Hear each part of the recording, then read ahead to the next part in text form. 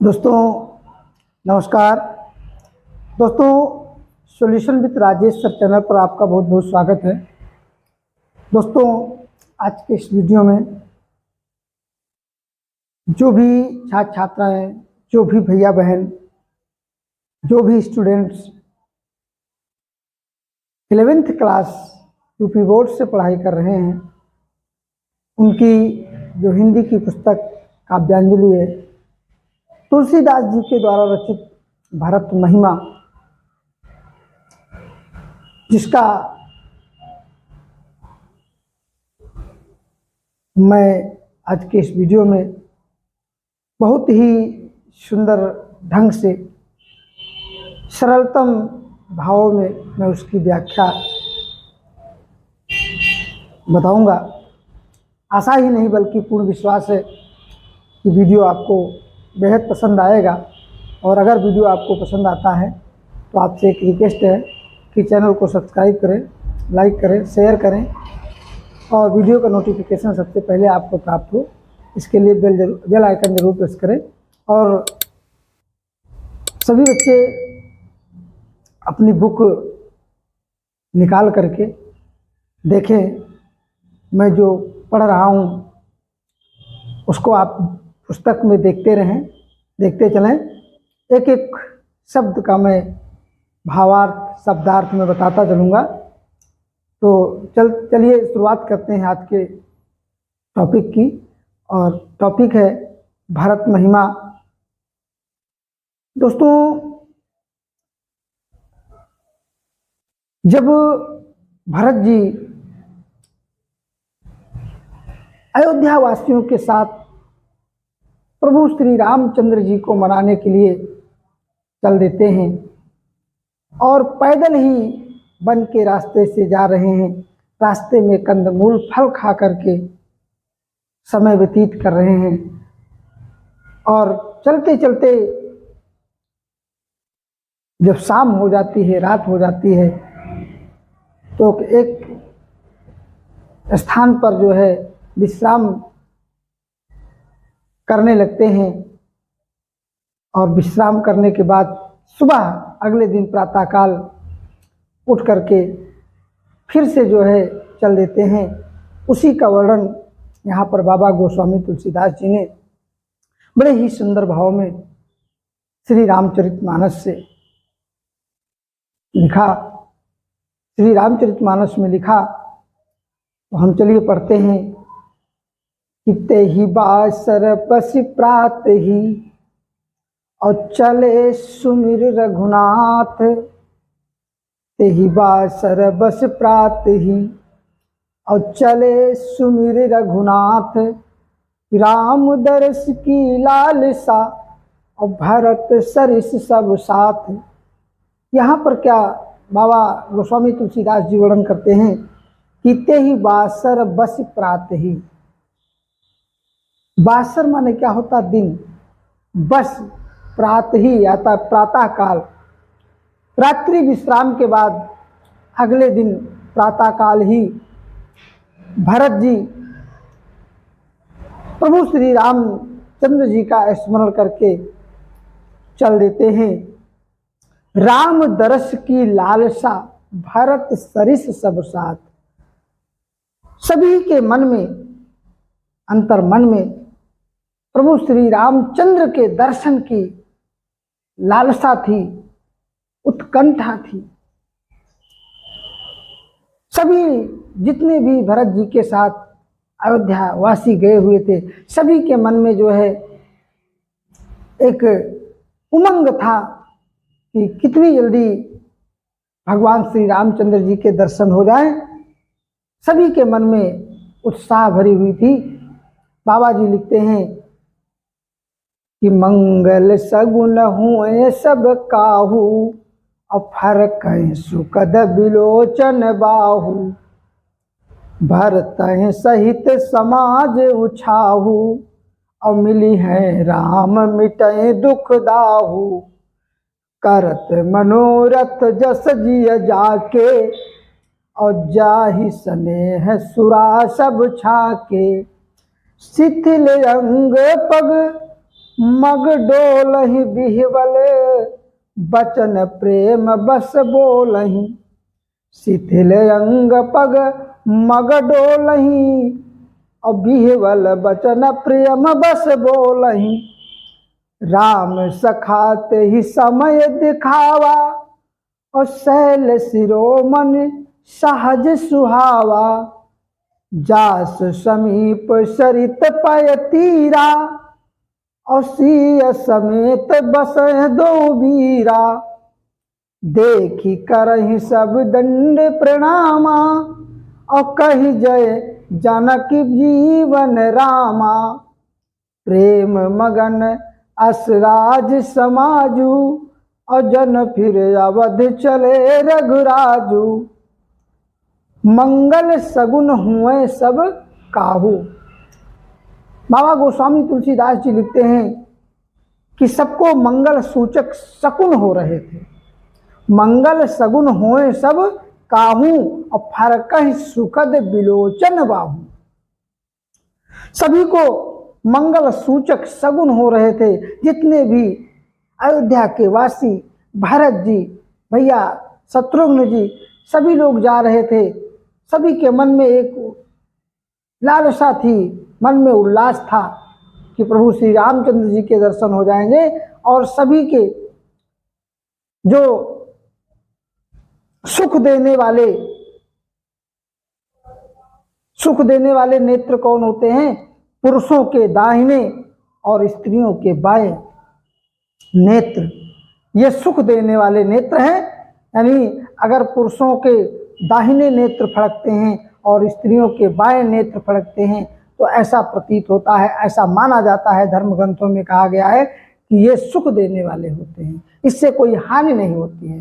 तो सभी जितने लोग जा रहे थे, सभी के जो है अंग फड़क रहे थे, भुजाएं फड़क रही थी।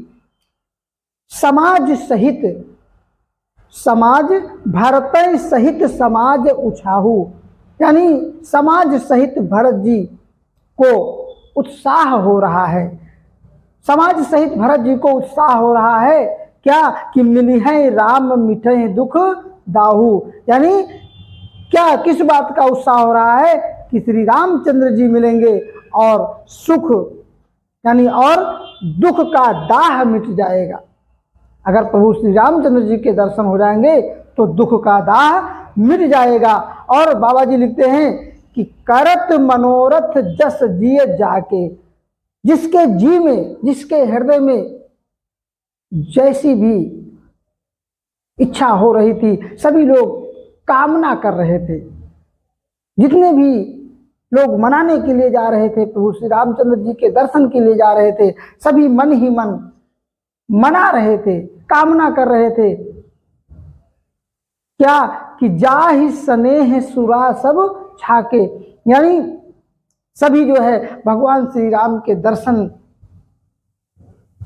के लिए इतना आतुर थे, इतना व्याकुल थे कि ऐसा लग रहा था कि जैसे सभी लोग जो है मदिरा के नशे में हो गए हों। सुरा है ना, जैसे कोई आपने देखा होगा कि कोई व्यक्ति शराब पी लेता है तो उसको क्या होता है? होश नहीं रहता है ना, नशे में हो जाता है।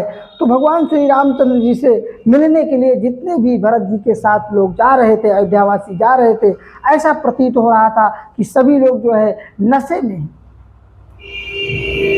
शिथिल अंग पग मग डोलहि, और सभी के जो अंग थे शिथिल हो गए थे। जितने भी अंग थे शरीर के सब शिथिल हो गए थे। पग मग, पग माने पैर, मग माने रास्ता, डोले यानी पैर रखते अलग थे तो पड़ते अलग थे। इस तरह सब जो है मदमस्त थे। बिहवल बचन प्रेम बस बोले, और सभी लोग प्रेम में इतना बिहवल थे कि सभी जो है प्रेम के वचन बोल रहे थे, प्रेम शब्द मतलब जो है मधुर वाणी में बोल रहे थे। और राम सखाते ही समय दिखावा, और उसी समय राम का सखा, राम सखाते ही समय दिखावा, उसी समय जो है राम का सखा अर्थात निषाद राजगु दिखाई पड़ते हैं और वो आते हैं, भरत जी से मिलते हैं। बड़े ही स्नेह के साथ भरत जी से मिलते हैं। भरत जी श्री रामचंद्र जी के सखा निषाद राज गुह को चरण स्पर्श करते हैं, दौड़ करके चरणों पर गिर जाते हैं और निषाद राजगुह जो राम के सखा कहलाते हैं, भरत जी को उठा करके हृदय से लगा लेते हैं, गले से लगा लेते हैं प्यारे दोस्तों। और फिर उसके बाद में जो निषाद राजगुह वो शैल शिरोमणि सहज सुहावा, वो शैल शिरोमणि पर्वत की ओर इशारा करते हैं। शैल शिरोमणि पर्वत कहा गया है कामदगिर पर्वत को, कामदगिर पर्वत की ओर इशारा करके हाथ उठाते हैं और बताते हैं, राम के सखा निषाद राजगुह बताते हैं कि जासु समीप सरित पय तीरा। प्रभु श्री रामचंद्र जी को बतलाते हैं कि प्रभु श्री रामचंद्र जी भैया लक्ष्मण के साथ, माता जानकी जी के साथ सरित पय तीरा, नदी के जल के किनारे सीय समेत बसे दो वीरा। सीता जी के साथ दोनों वीर अर्थात भरत और राम और लक्ष्मण जी किसी तरह निवास कर रहे हैं। देख करहि सब दंड प्रणामा, कह जय जनक जीवन रामा। और वहीं से जितने लोग मनाने के लिए गए थे, प्रभु श्री रामचंद्र जी के दर्शन के लिए गए थे, जैसे ही राम का सखा निषाद राजगुह पर्वत की ओर इशारा करता है, सभी लोग जो है वहीं से जो है माता जानकी की जय जयकार करने लगते हैं, प्रणाम करने लगते हैं। प्रेम मगन अस राज समासु, और जन फिर अवध चले रघुराजू। प्रेम में मग्न होकर के इस प्रकार से सभी लोग प्रेम में मग्न हो जाते हैं, प्रसन्न हो जाते हैं, अंतरात्मा खुश हो जाती है। कैसे कि ऐसा प्रतीत होता है कि जैसे प्रभु श्री रामचंद्र जी जो है अयोध्या के लिए वापस चल देते हैं। इस प्रकार से जो है सभी के चेहरे खिल उठते हैं। तो प्यारे दोस्तों, बाबा गोस्वामी तुलसीदास जी ने बड़े ही सुंदर भाव में इसका वर्णन किया। और आगे क्या लिखते हैं कि भरत प्रेम ते ही समय जस, और कही तस कही सकई न शेष। भरत प्रेम ते ही समय जस, और तस कही सकई न शेष। कभी है अगम जिम ब्रह्म सुख, अहमम मलिन जनेश। भरत प्रेम ते ही समय जस, भरत का उस समय प्रेम इस प्रकार से उमड़ पड़ता है, निखर पड़ता है कि जिसका वर्णन शेष नाग भी नहीं कर सकते।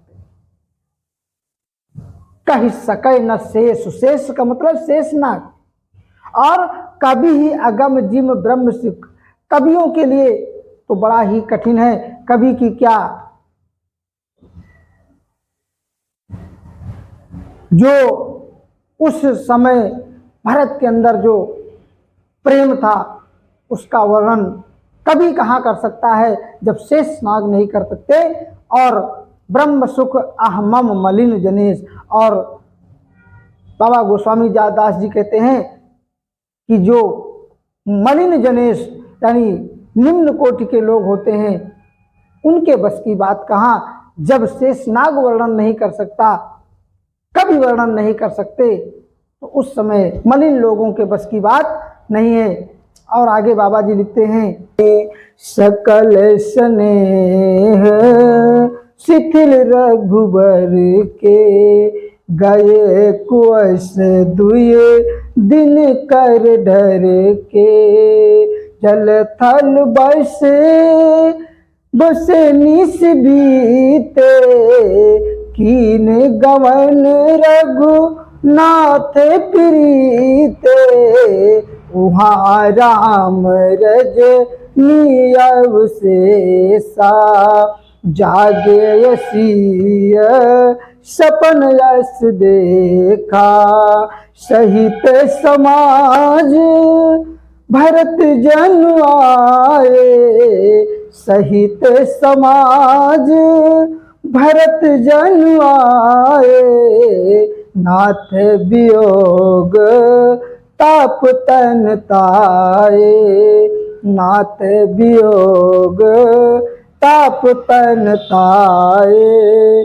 सकल मलिन मन दीन दुखारी, सकल मलिन मन दीन दुखारी, देखिए सासु आन अनुहारी, सुनसिय सपन भर जल लोचन, सुनसिय सपन भर जल लोचन, भय सोच बस सोच विमोचन, लखन सपन यह नीक न होई, कठिन कुचाह सुनाई कोई, अस कही बंधु समेत नहाने, अस कही बंधु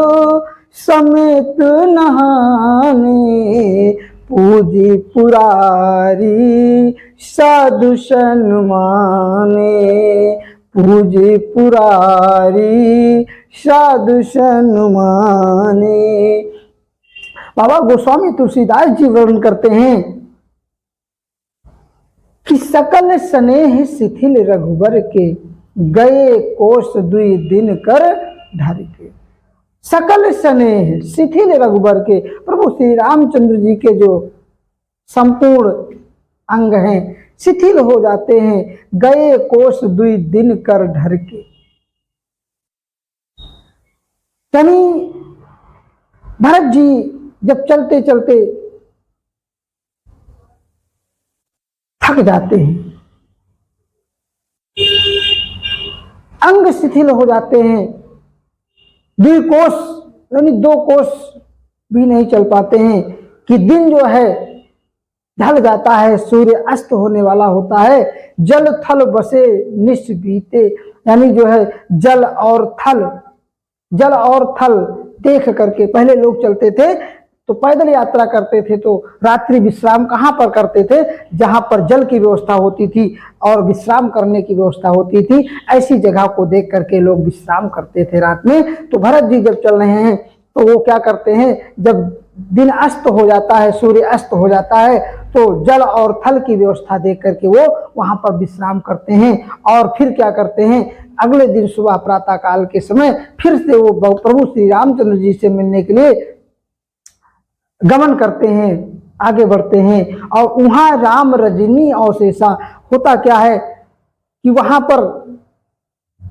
प्रभु श्री रामचंद्र जी, भैया लक्ष्मण, माता सीता जी रात्रि विश्राम कर रहे होते हैं और कुछ ही रात्रि बाकी रहती है, शेष बचती है, तो सीता जी जाग जाती हैं। वहां राम रजनी अवशेषा, जागे सीय सपन अस देखा। सीता जी रात्रि विश्राम के समय स्वप्न देखती हैं और स्वप्न में क्या देखती हैं कि सहित समाज भरत जनु आए।